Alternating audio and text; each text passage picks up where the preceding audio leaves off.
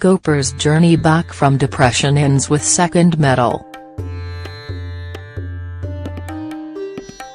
South Korea, AP, Nick Goepper wasn't ready 4 years ago. He can admit that now.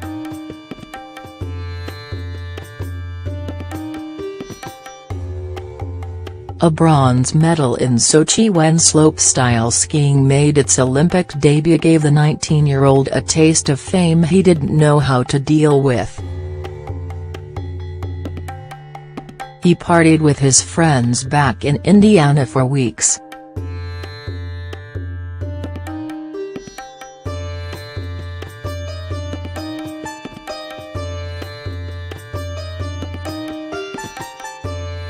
The edge that he brought to competitions across the world dulled. His motivation waned. Depression set in. The journey back included a stint in rehab in the summer of 2016, some serious self-examination and more than a little growing up. Unassuming by nature, Goepper decided to talk openly about his struggles, not necessarily to become a role model for those dealing with mental health concerns but simply to help with his own healing process. Full circle arrived on Sunday, when he stood on a mountain in South Korea and once again delivered under Olympic-sized pressure, drilling his third and final run down the demanding course at Phoenix Snow Park. His score of 93.60 earned him a silver quota with that bronze from Sochi, a moment the now 23-year-old feels infinitely more prepared to handle. Sure, he'll head back home to celebrate. But only a bit.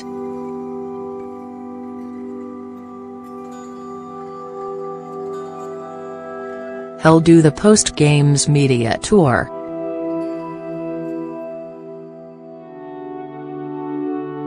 But only a bit.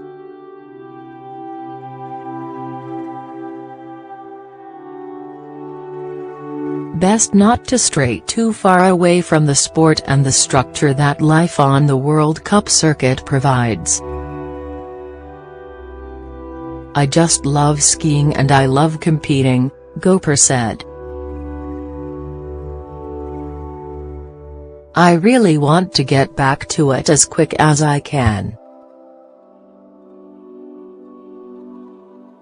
The proof came during what Goepper and gold medalist Øystein Bråten of Norway described as the greatest slopestyle competition ever.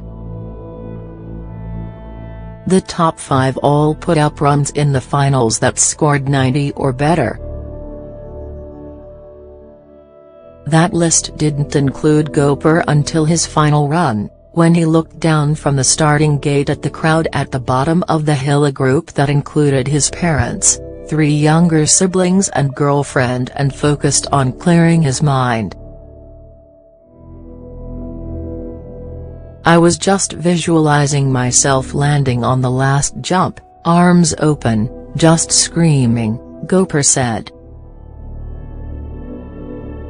"It just all came to fruition."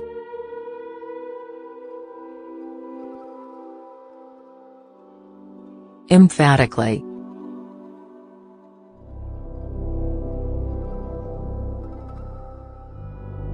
Goepper raised his arms after drilling his triple cork 1440, one that included both a mute grab and a Japan grab, basically 3 off-axis flips combined with 4 twists and a couple of stylish ski grabs mixed in. It was the same final jump he used in Sochi to assure the U.S. of a podium sweep, along with gold medalist Josh Christensen and silver medalist Gus Kenworthy. Only this time, It propelled Goepper into second. Only this time, he feels prepared for what comes next. I just feel like I appreciate this a lot more because I'm a little bit older and I can reflect and reminisce on the last 10 years of my career and look forward to the next 10, Goepper said. And there will be a next 10.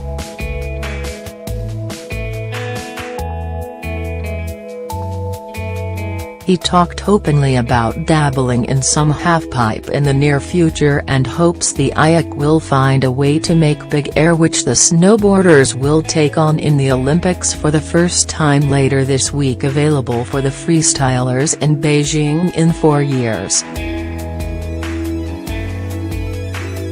In a sport that focuses on progression, Goepper wants to be at the forefront.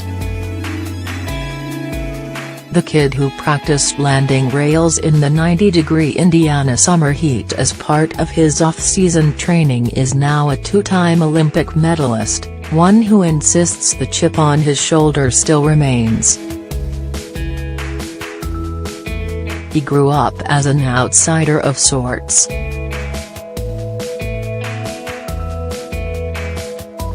They simply don't make world-class skiers in Indiana.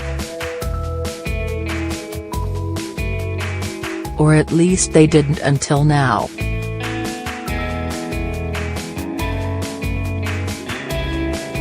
Still got something to prove, Goepper said.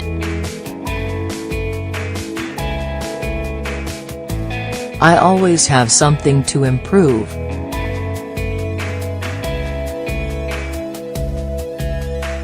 That's just the inherent nature of a competitive person.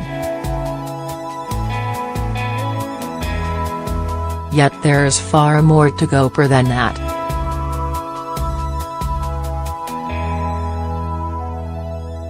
And Worthy has openly and aggressively embraced his role as an avatar for change in the gay community after coming out in 2015. Goepper's path has been lower profile but no less personal. The fallout from coming forward about his battle with depression led to conversations with those in his inner circle who admitted facing similar issues. There were like 3 or 4 instances that really meant a lot to me, and honestly that was all that I needed, Goepper said. It's really, when you're part of that community, everyone's really supportive and loving. Support that helped put him back on the podium in front of the world. The next few weeks will be a blur, one he believes won't make him lose focus this time around.